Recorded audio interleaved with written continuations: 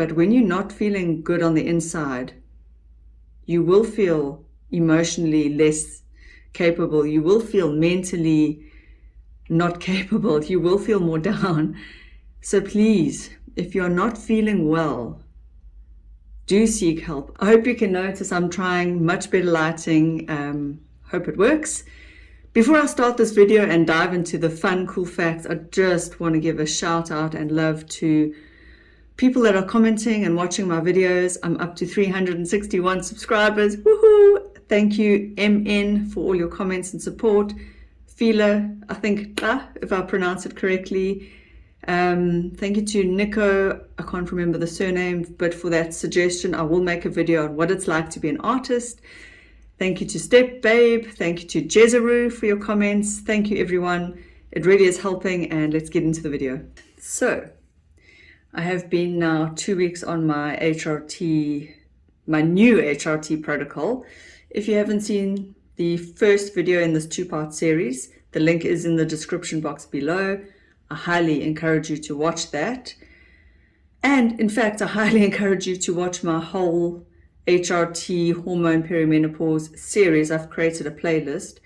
Some of the videos, even though they are old, have good information. I mean, they've all got good information, but some of the videos are older, but I am a geek. I did all the research, and there's good shit in there, if I say so myself. So recently, let me just backtrack, give a brief story for you, for those that don't know. In end of February, I got COVID, and I was sort of playing around with the HRT, but not really sticking to anything. And with COVID, I just stopped it all. I didn't stop my thyroid medication, though. I did stick with that, but I was on half of the one medication, half the dose that I am now. So anyway, fast forward to after COVID and all that, and I was feeling like poo, like crap, shit. Not good, not recovering well, aching, low mood, like no energy to get through the day, okay? So I went back to the doctor. I've been working with this doctor since, I think, April 2020. So I remember during lockdown, that's why I remember, I also started to really notice and battle with this brain fog, low energy, especially in the afternoons. I've always suffered with feeling cold, but anyway, maybe it was just going to winter and I felt it worse, but I remember I was just not feeling good. And I had brought to this doctor my complaints and mentioned that I had experienced a few night sweats since I turned 40. Anyway, we did a few protocols. You can watch all those videos, but at the time we tested and my testosterone was low, and I remember in 2015 I tested it and it was low back then. I didn't think anything of it back then. So with this same doctor that I went to recently, he put me on a testosterone cream and a progesterone cream. For some reason, I stopped the progesterone cream and I decided to try the birth control pill because I also wanted my estrogen to be higher. Because when you listen to all the perimenopause and menopause channels, they talk about the benefits of estrogen, estradiol. That is the form of estrogen that drops during menopause. And mine was low, not abnormally low, but fairly low. So, and I remember at the time the doctor said, you're not in menopause. I can't put you on like an estrogen cream, a bioidentical one. So all the hormones he's put me on is bioidentical. And I remember thinking, well, I want the estrogen, I want the benefits, and I want to boost mine for all the benefits. So I went on the birth control pill, and you can actually use it. If you listen to Menopause Taylor's channel, you can use birth control pills as like a kind of HRT before the HRT. So she says, and I've said it before, I'll say it again, women that are on the birth control pill will just often cruise right the way through into menopause. They don't even notice, meaning they don't get symptoms. Why? Well, because they're on already a form of HRT. So HRT, hormone replacement therapy, is what women need when they hit menopause to put back the hormones that they are no longer producing themselves, in a nutshell. Lately, for the last 2 weeks, I have now been back on all the stuff. And this time the doctor had prescribed me estrogel as well. So a form of estrogen, estradiol, it's bioidentical. So just to recap, for those who haven't watched, I'm on thyroid medication. Now the thyroid is a separate issue to low hormones during perimenopause and menopause. However, they tend to happen around similar times for a lot of women. So although it's two issues and it might seem confusing for you who are watching this video, it's not that confusing. Thyroid is a gland here. It also produces hormones. So in my case, I am lacking a lot of hormones. I am lacking the two thyroid hormones, T3 and T4, and I'm lacking pretty much all the sex hormones. I do produce estrogen, but not a lot. I hardly produce any progesterone and like no testosterone on my own. We can look at my blood test. We'll go through that after I just tell you how I've now been feeling on my new protocol, which is the cliffhanger that I left you on last time. So just to recap and to say that my last video, I started off like singing with the spring in my step once I had started this new regime, because before when I went into the doctors, like I said, I was feeling crap. I will say now that I feel more normal. Things have stabilized. I don't feel as, but I think the reason is because you get used to feeling good again. I'm now used to feeling normal. So how I would describe it in a nutshell is I feel back to my old self. So how I feel now after 2 weeks, just over 2 weeks actually, on the new regime. And my regime is, to recap, bioidentical testosterone cream, half a pump, progesterone for days 8 to 26 of my cycle, a full pump at night, estrogel, estradiol gel, bioidentical again, a full pump every day. The doctor agreed because I said I would test and make sure I'd work with him on that one. Like I wanted to boost my estrogen to see how I would feel. And I'm on 100 milligrams of euthyrox and my half a tablet of tetroxin in the morning. So we up my euthyrox. So when I went to the doctor, I said, I'm just sick and tired of feeling sick and tired, and I'm tired of aching. And this is what I said. I said, I'm tired of going, when I get up, when I stand up, when I get up out of a chair. I mean, that's something that an old person does. I'm 43. I'm not that old. Anyway, he said that aching and that, it's probably the thyroid. Regardless, whatever it is, whatever has improved my whole general well-being now, I'm looking at my notes here, is working. So I'm sleeping well, but I wasn't battling with sleep before this. So I can't say the sleep is way improved, but I would say probably my sleep has improved in that I wake up feeling a lot more recovered. The one thing I've noticed for sure is that, especially as the 2 weeks have gone on, my recovery from my gym workouts has been better. I'm not as achy anymore. Make no mistake, I still get stiff from the gym, of course, if I do a workout, if I run. And I haven't pushed it. I've gone easy and gentle, but yes, I wake up and I'm not, you know. That sounds like my mother. Sorry, Mom. So yeah, that's, I think, the thing I've noticed the most is that aching is gone. Still get stiff. I've got a bit of a hip issue with this, my right hip. I don't know if it's from running. I've had it for years, but I've noticed that when I'm off the HRT, the one day that right hip seized up, it took me about 5 minutes to get going. So what I've noticed now is that my recovery, the healing is happening. Something is happening. I feel more healed. My muscles do feel more both springy and relaxed at the same time. They say that the relaxation of your muscles comes from the progesterone, which is beautiful. It's wonderful.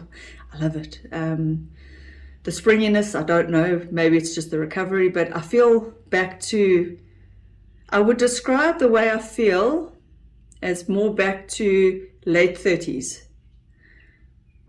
Let me just say a caveat here before I carry on. Number one, I'm not a medical doctor or professional, and I'm not promoting HRT for anyone. I'm just sharing my experience. But sometimes when I watch videos of people sharing their like HRT wows, I tend to think, oh, this is it. This is like the fix for everything. It's not. HRT is wonderful, but it can only fix the problems that low hormones cause. So yes, my mood has improved a lot. I feel like my will has come back. By which I mean my will to do things, my will to get up and face the day, my will to cook, even clean. A lot of that was dying off. All I wanted to do, like I said in my last video, was just lie down on the couch, especially in the afternoons. But now that feeling is not there anymore. I've got a far more consistent energy throughout the day.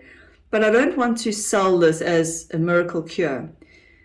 You could have low mood, low energy for other reasons that are not related to HRT. You could have low iron. You could be having a low-grade allergy to something, be it dairy, be it peanuts, be it mold. I don't know, all the things that cause allergies.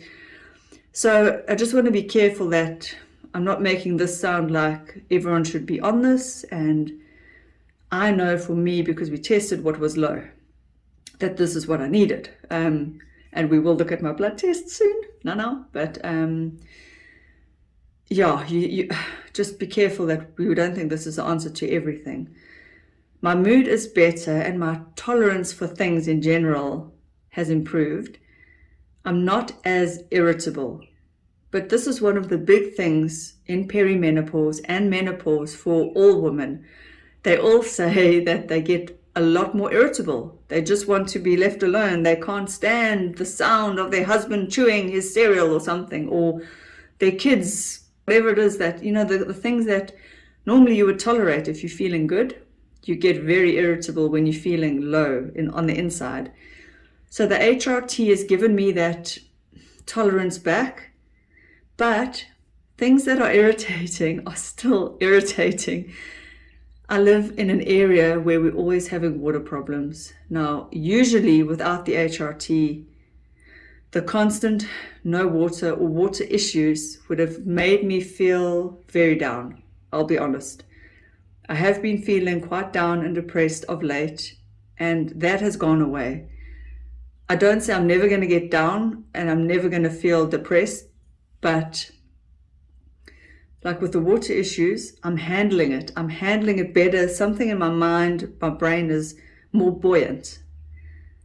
I still get irritable, make no mistake. I mean, I'm living with a very bouncy, springy, chatty kid, and sometimes I snap. It's not his fault, but what I'm saying is my tolerance is much better. My nerves don't feel as jangled. But yes, I'm human still. We all have our levels and our limits. I feel like my brain is working better. It's hard to put into words, but slightly sharper, not so much brain fog. I'm finding my words come easier, my thoughts are quicker. Oh, yeah, another weird, pleasant side effect is that my teeth feel cleaner. It's strange, I know, but if you watched some of Kitty Anderson's videos, again, I will link to her in the description box.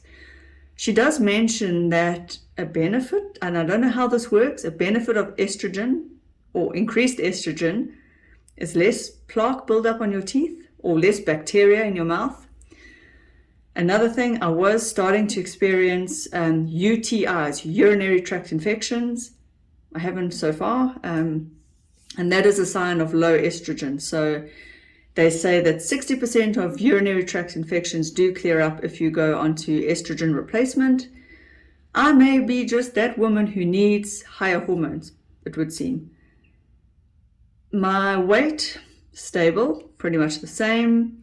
I would say I can go longer in between without eating. That's a plus. But I'm eating the same generally.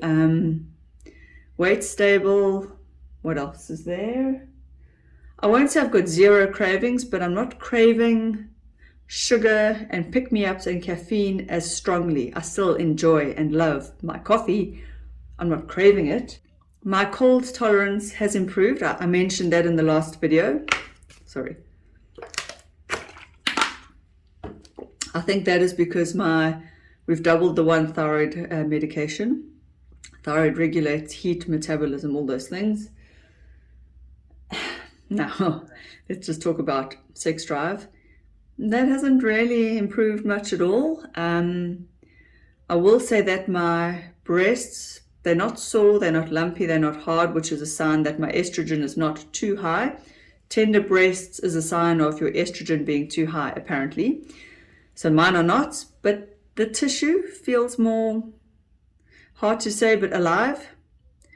And my lady parts feel a bit more healthy. Let's put it that way. Let's just keep it that. It's YouTube. So overall, I feel better. I do. I feel a lot better. So now, let's reveal what the blood tests show. Just extra info on progesterone for those of you who are interested. I am, because my progesterone is low, low, low for some reason. One of the reasons it could be low is because I don't know if it's because of the low estrogen, but I could be having anovulatory cycles, which means you don't release an egg.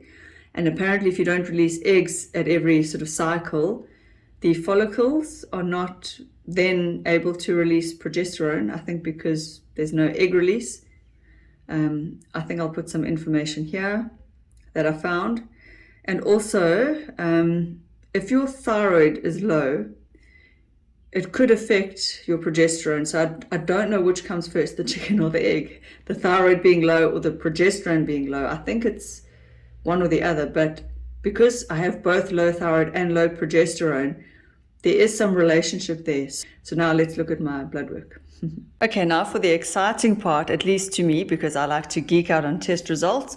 Let's just go quickly back to my 2.5 weeks ago test results. The worrisome part was my T4. It was a bit low.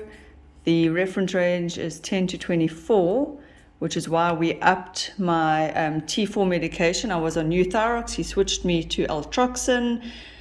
So it's just a double amount of the levothyroxine, and that does seem to be working.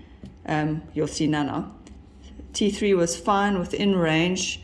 I would like it to go up to about 5, but anyway, that's just me. So now, the interesting part for me was the estradiol, which was still a little low, and it's why I managed to convince the doctor to put me on estrogel. We tested during my follicular phase. You can see I've tracked my period. So follicular phase ranges, what I love is that these lab reports give you the ranges.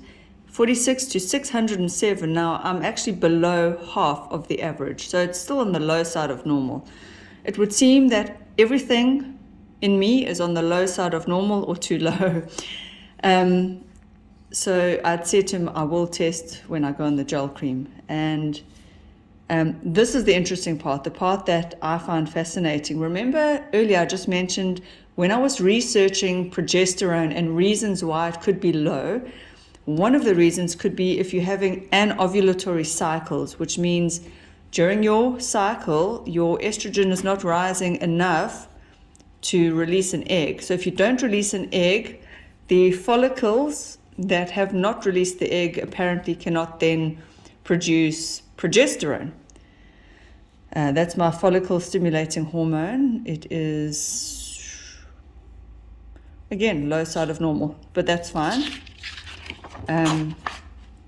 But now if we look here at my progesterone, exactly what I was saying, if I'm having an anovulatory cycle, I won't have progesterone. But look, in the follicular phase, it will be low anyway. So that's hard to tell. Progesterone, I should have tested in the luteal phase to really know if it wasn't being produced. But regardless, we have tested my progesterone before, and we can see that when we look at my cumulative report on progesterone for me, it was 0.6 again. So my progesterone's never been that high. These cumulative reports are really cool, but it doesn't go back all the way far back to when I first started testing. Anyway, so let's look at my recent results. Everything has gone up except for my T3. So T3 and T4 are the thyroid hormones, just for those of you who are not sure. T4 is the hormone that your body uses to make T3 as well. So, but that's gone up on the double dose of the L-troxin. Yay, my estradiol on the cream, on the gel cream, is 585. My estradiol has never ever tested that high. If we look on my cumulative report here, my estradiol, the highest it's ever been was 344. Previous to that, it has been, and I'll show you now, previous to that, the very first test I did with this doctor, my estradiol was 126 during the follicular phase. So yeah, I'm not a big estrogen producer. So on the cream, we're up, yay.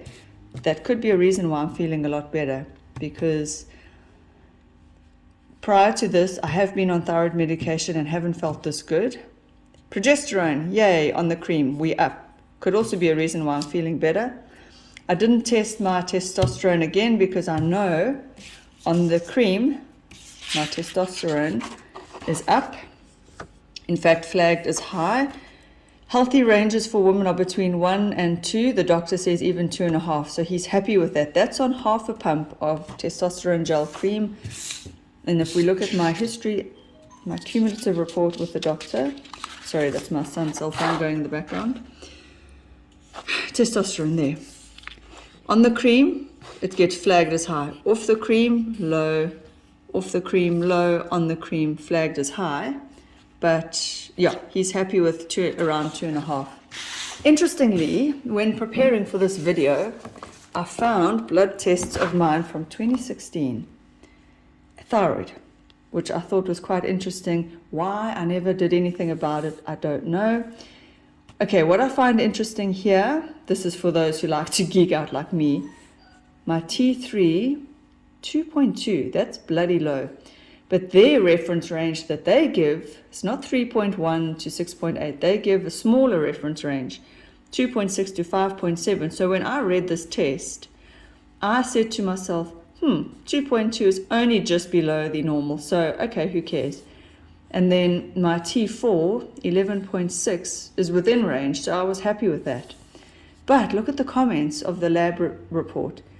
These results may be consistent with sick euthyroid syndrome, or a recent withdrawal of thyroid hormone replacement therapy, or therapy with beta blockers. Now, the lab report is flagging my thyroid tests, and I did nothing about it. Do you know why? Because I just tested on my own. I was a low-carb coach at the time. We used to send clients for these tests. I did them out of interest sake, and I didn't know what to do with the results. So when they say you should speak to your doctor about your results, you really should. I should have. I don't know why, but we tested progesterone. As you can see, I can't remember what phase it was, but look, low again. That's in 2016. Just proves to myself how low of a hormone producer I am. My estradiol there, 156. Again, not high. I mean, estradiol should go a lot higher, and there's the median, 198. Mid-cycle, the median could go up to 2,386.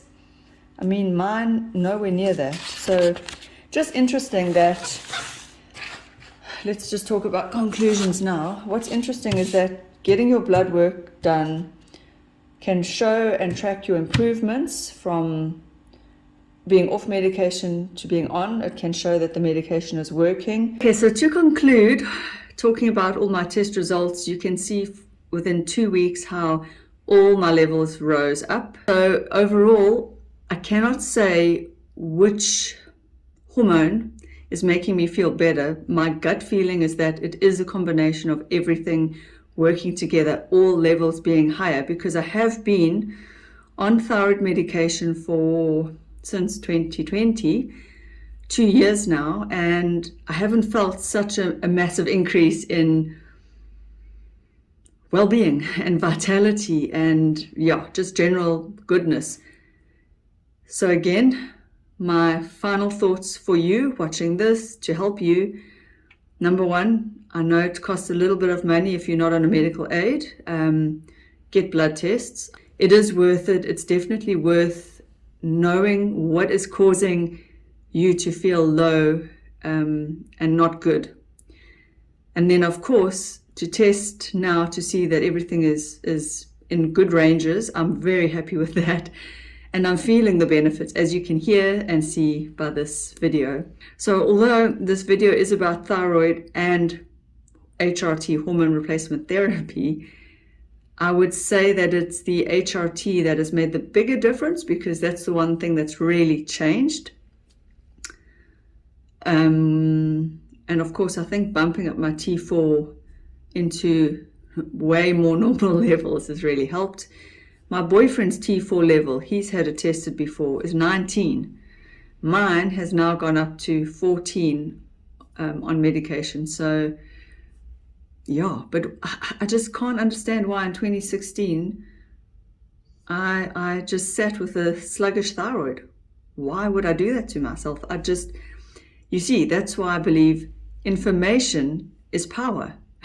That is why I'm actually sharing all this information, because I never knew enough about thyroid. I never knew enough about how these things can make you feel low, and